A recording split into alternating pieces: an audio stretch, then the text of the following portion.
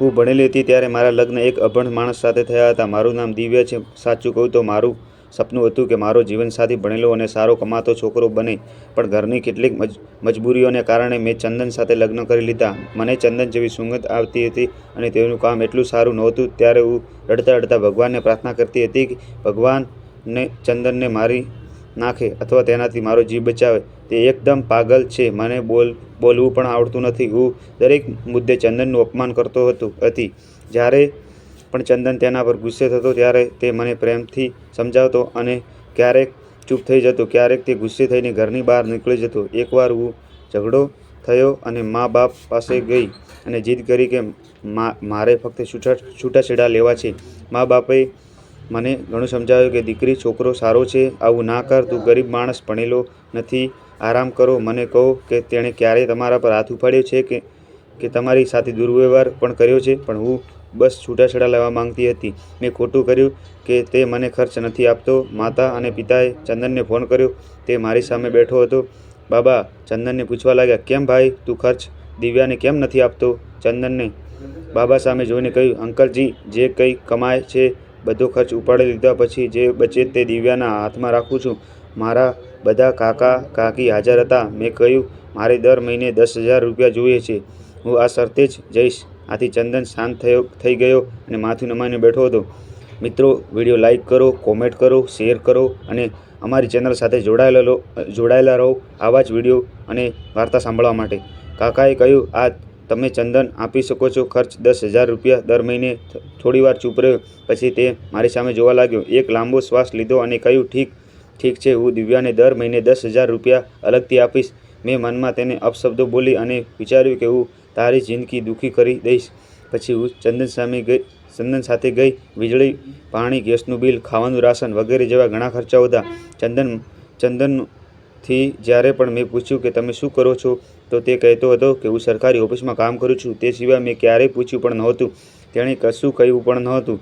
ચંદન મને દર મહિને 10,000 રૂપિયા આપતો હતો. એક દિવસ મેં કહ્યું, મને આઈફોન આપો. હું ફક્ત મને છૂટાછેડા આપવા માટે ચંદનને હેરાન કરવા માંગતી હતી. ચંદન હસવા લાગ્યો. મારા પગ પકડીને બોલ્યો, હું દિવ્યાને લઈ જઈશ, ચિંતા કરશો નહીં. મને છોડવાની વાત ન કરો. તમે જે કહેશો તે હું કરીશ. હું ક્યારેક તો ખાવામાં વધારે પડતું મરચું નાખતી, ક્યારેક વધારે મીઠું નાખતી અને જ્યારે થાકી જતી ત્યારે હું કામ પરથી આવેલું ભોજન ખાઈને બેભાન થઈને સૂઈ જતી. મને ખબર ન પડતી કે હું એવું કયું કામ કરી રહી હતી જેનાથી હું આટલો થાકી ગયો.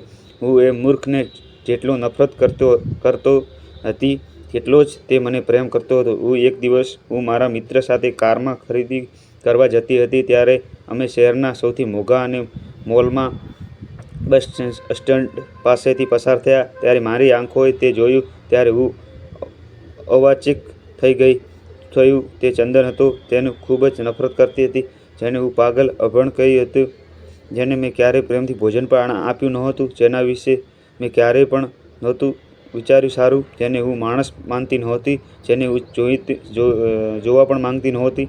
સ્વીકારવા માટે તે ચંદન માથા પર બોજ લઈને બસમાં કોઈના સામાન લઈને જઈ રહ્યો હતો.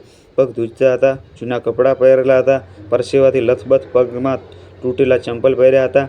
હું કેમ ન મરી ગઈ એ મારો શું કરી રહ્યો હતો? આ દરમિયાન એક વ્યક્તિ કહ્યું, અરે, આ સામાન ઉપાડીને બીજી બસની છત પર ચડાવી દઈએ. ચંદનને કદાચ ભૂખ લાગી હતી. હાથમાં રોટલી પકડીને તે રોલ ખાઈ રહ્યો હતો, સામાન પણ ઉપાડી રહ્યો હતો. હું મારી જાતને બલિદાન આપીશ.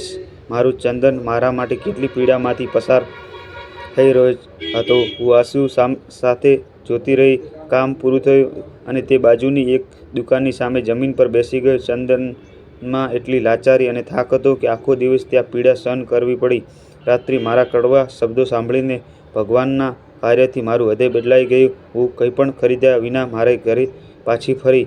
ઘરે આવ્યા પછી તે ખૂબ રડી અને ચંદનને શાકાહારી બિરયાની ખૂબ પસંદ હતી. મેં બિરયાની તૈયાર કરી અને ચંદન ઘરે આવ્યો. મેં તેને ખાવાનું નહોતું આપ્યું, હું જાતે જ ગરમ કરીને ખાતી હતી. ઘરે આવ્યો અને તે રસોડામાં ગઈ અને પૂરા ઉત્સાહથી બોલી, દિવ્યા, આજે તે ચમત્કાર કર્યો છે. મેં 1 વર્ષ પછી બિરયાની ખાવાનું શરૂ કર્યું છે. પછી થાળીમાં ચંદનનો ખોરાક મૂકીને મારી પાસે બેઠો ગઈ. ખોરાક ખાવા લાગ્યો, પણ હું ચંદન તરફ જોઈ રહી ચંદન મારી ઈચ્છાઓ પૂરી કરવા માટે ખૂબ જ દુઃખ સહન કરે છે અને મને કહેતો પણ નથી. હું આટલી મૂર્ખ છું. તે મને ક્યારેય ફરિયાદ કરતો નથી. આજે હું ચંદનને ખૂબ જ વહાલો અનુભવી રહી હતી. હું તેની છાતીને આલિંગન કરવા માંગતી હતી. ચંદને ભોજન લીધું પછી તેણે ખિસ્સામાંથી પૈસા કાઢ્યા અને કહ્યું, આ લે દિવ્યા, 10,000. હું ચીસો પાડવા લાગી અને રડવા લાગી. ચંદનના પગને ચુંબન કર્યું અને ચંદન, મારે કંઈ જોઈતું નથી. મારે પૈસા નથી જોઈતા.